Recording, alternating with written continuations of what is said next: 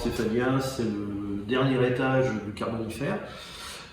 Donc il remonte à 300 millions d'années, et c'est sur Saint-Étienne que nous avons une quantité de fossiles absolument passionnante et qui va servir de base à une collection de références que nous sommes en train de mettre en place.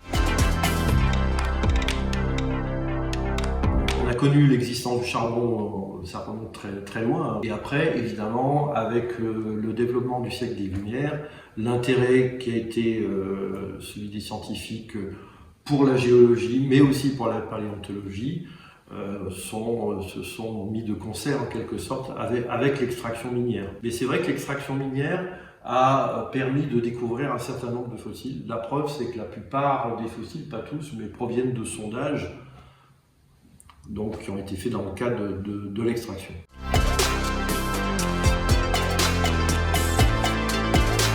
En fait, on a une alternance entre des couches de charbon, donc, qui sont liées à la dégradation des végétaux, mais en milieu aqueux, et des phases où la forêt a un petit peu régressé et où on a eu une sédimentation liée à l'environnement des bassins, donc aux montagnes et tous ces sédiments qui se sont accumulés.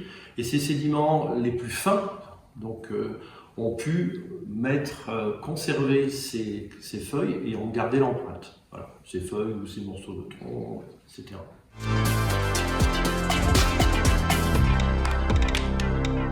Comme nous déménageons en ce moment le local, donc le but est de récupérer les tiroirs, ensuite d'extraire de ces tiroirs des échantillons. Ces échantillons ont un numéro d'inventaire. Ce sont des anciens inventaires qui datent pour la plupart des années 60, voire même avant, et qui ont été catalogués. Donc le catalogue principal qu'on utilise, c'est cet inventaire qui a été réalisé par André Van Delberg, donc en 2 fascicules. Et donc c'est un inventaire qui a été fait par bassin. Donc il y a le bassin de la Loire, mais il y a le bassin Bas Dauphiné, il y a le bassin de Donnetz, le bassin d'Alesgard, le Nord-Pas-de-Calais, etc.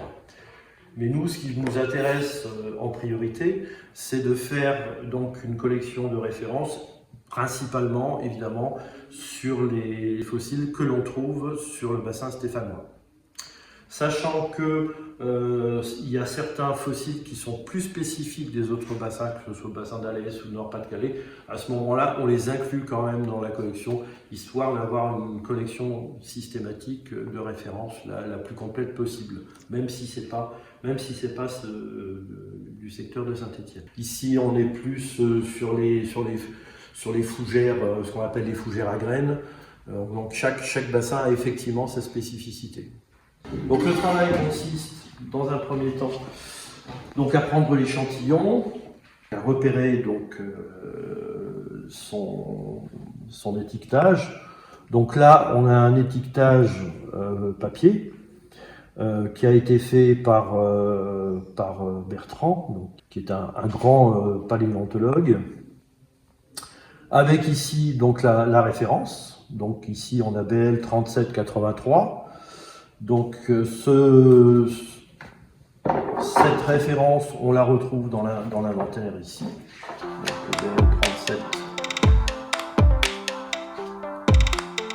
BL 3783. Donc on a le déterminateur qui est Paul Bertrand, le nom du fossile, donc Pecopteris lepidorhachis. Donc le travail consiste de mon côté à sur un fichier Excel, de reporter une autre référence qui est la référence que nous utilisons à nous, c'est une nouvelle référence. Donc là, en l'occurrence, c'est le numéro 112, parce que, en fait, on va suivre une logique taxonomique. Donc on part des spécimens les plus archaïques, les plantes les plus archaïques, jusqu'aux plantes les plus modernes en quelque sorte. Donc là, en quelque sorte, 112.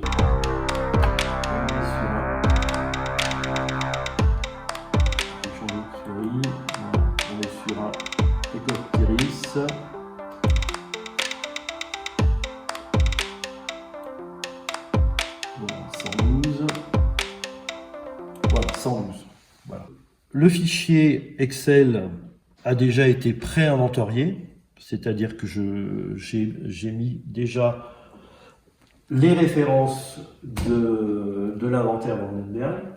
Et après, donc, je vais changer la couleur de la police pour la mettre en couleur verte. Ça veut dire que l'échantillon va rentrer officiellement en collection.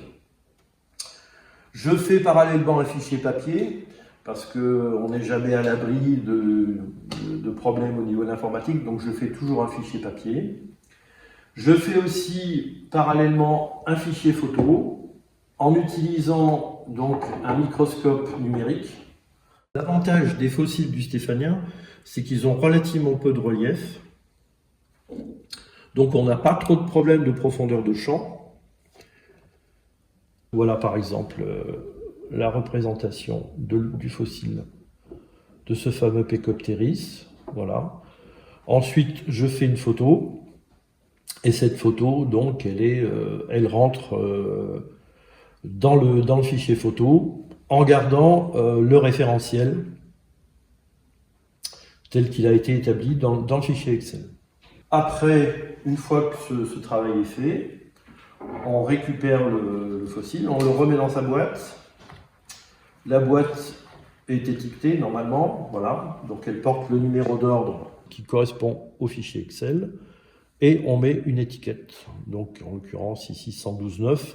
Alors il y a un petit, comme il y a plusieurs échantillons, donc il y a plusieurs sous-numéros en quelque sorte. Donc ensuite, il suffit de mettre le spécimen dans la collection de référence qui commence déjà à être bien remplie. Donc là on a déjà un 112. Qui provient, donc c'est un BL3712, là on est BL3783, donc Pecopteris lepidorakis, donc de Saint-Jean-Bonnefond, donc qui correspond à la 8e de Brunner, alors que là on est sur le site de l'Épar. Voilà, donc là il va rentrer en collection, voilà, et donc je mets l'autre 112. Après, bon, une fois que tout sera terminé, les choses seront un peu plus visuelles et un peu plus logiques, dans la façon dont les choses seront rangées. Et voilà, et ainsi de suite, au fur et à mesure qu'on extrait les fossiles. Après, les fossiles les plus importants, les grands spécimens, ceux qui ont vraiment une taille importante et qui sont souvent très esthétiques, à ce moment-là, bon, on les met dans les vitrines, dans la vitrine qui est dédiée aux Stéphaniens. Comme ça permet de les sortir pour les personnes qui s'intéressent, beaucoup plus facile de sortir une pièce de grande taille plutôt qu'une petite pièce. Là, on est sur plusieurs milliers de pièces. Tout ne sera pas mis là. Le but, c'est de faire la collection de référence. Après, il y a beaucoup de pièces. Il peut y avoir 20 à 30 échantillons pour une seule espèce. À ce moment-là, ça part en réserve. Donc là, ce sont des cartons qui correspondent ici à ce qui sera mis en réserve et qui partira dans les réserves de l'école. Donc on a plusieurs projets concernant la valorisation du stéphanien. Puisqu'on a quand même quelques pièces vraiment belles, importantes, d'un point de vue esthétique mais aussi scientifique, voilà, qui sont marquantes. Donc, par rapport au projet qui avait été réalisé dans le cadre de la Rotonde il y a un peu plus de 20 ans, le livre Voyage en Stéphanie, où les illustrations avaient été faites sur la base d'échantillons, entre autres de nos collections. Voilà, j'ai réinstallé à titre de préfiguration un certain nombre d'échantillons qui permettent de donner une idée de l'environnement de Saint-Étienne il y a en gros 300 millions d'années.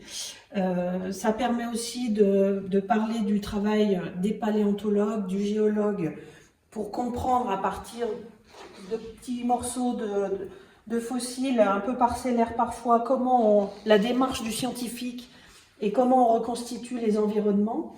Ça permet aussi de parler de la formation du charbon, pourquoi du charbon à Saint-Étienne il y a 300 millions d'années et dans d'autres bassins houillers. Donc ça fait le lien aussi avec l'activité industrielle. Et dans le cadre du projet Campus du Futur, l'idée c'est d'avoir quelque part dans l'école, dans quelques années, un espace vraiment dédié aux Stéphaniens. Comme je dis, s'il devait y avoir un seul espace de valorisation sur les collections, c'est en priorité le Stéphanien. Voilà, on met en lien des échantillons avec des aquarelles qui avaient été réalisées par une illustratrice artiste qui s'appelle Gaëlle Boissonnard, qui est quelqu'un de la région aussi. On a un échantillon que vraiment je trouve incroyable, hein, qu'on voit pas très bien ici, mais on a l'illustration en face. Donc ça, c'est une sorte d'amphibien qui pouvait atteindre jusqu'à 1 mètre de long, qu'on appelle l'actinodon, qui est donc l'ancêtre des amphibiens actuels. Donc ça, c'est un échantillon qui est dans nos collections, qui est de bonne taille, qui est plutôt pas mal conservé, puisqu'on voit la tête, le début de la colonne vertébrale et les pattes, une patte avant. Donc par exemple, ce type d'échantillon, pour nous, c'est très très important, qu'il reste à l'école des mines et qui puisse être présenté dans des conditions de conservation, de sécurité et de médiation voilà, tout à fait correctes. Alors, je pense qu'il y en a au Muséum à Paris, il y en a certainement peut-être dans certaines collections d'autres musées de sciences naturelles, mais pour l'instant, à ma connaissance, voilà, le seul endroit où j'en ai vu, bon, j'ai pas creusé complètement le sujet, mais c'est ici. Donc là, dans le cadre d'événements qu'organisent les collègues, de formation, voilà, on est sollicité par les géologues et notamment par exemple aujourd'hui, hein, voilà, j'ai préparé 2 caisses autour du Stéphanien, donc à la fois sur des grès du bassin houiller de la Loire, hein, donc différents types de grès qui proviennent mais de différents sites de Saint-Étienne, avec certains qui portent des traces un peu... Alors, comment dire, visuellement, c'est pas forcément très joli, mais en fait, ce sont des galeries de vers de terre fossilisés, pour faire simple. Ça vient du rond-point, du tunnel du rond-point. Alors, c'est un vieil échantillon hein, qui a été prélevé, voilà.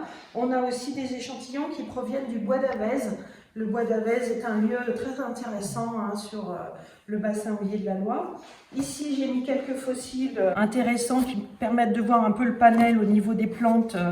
Voilà, du houiller, du carbonifère, avec des choses très particulières. Voilà. Il existait à l'époque des fougères dites à graines. Voilà. Aujourd'hui, les fougères ne se reproduisent pas avec des systèmes de graines, mais uniquement avec des spores. Donc sur cet échantillon, si on fait un zoom, on voit des tout petits points sur les feuilles. Enfin, sur les folioles, voilà. Donc ça correspond aujourd'hui, si vous retournez une fougère qui est en train de faire ses spores, vous voyez la même chose. Et par contre, les graines, ça n'existe plus.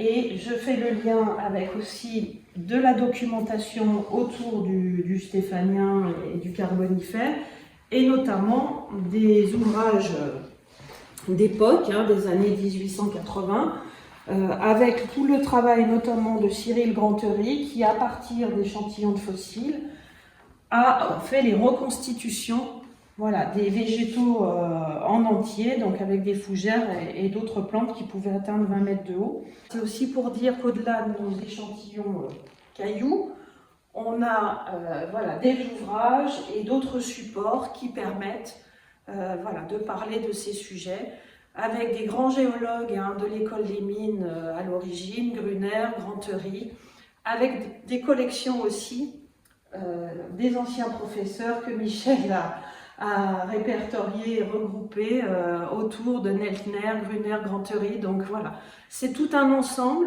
Et moi, ma mission et mon travail avec les collègues, ça va être de faire des liens, de créer du contenu pour expliquer, pour valoriser, pour rebondir avec les questions actuelles et à venir.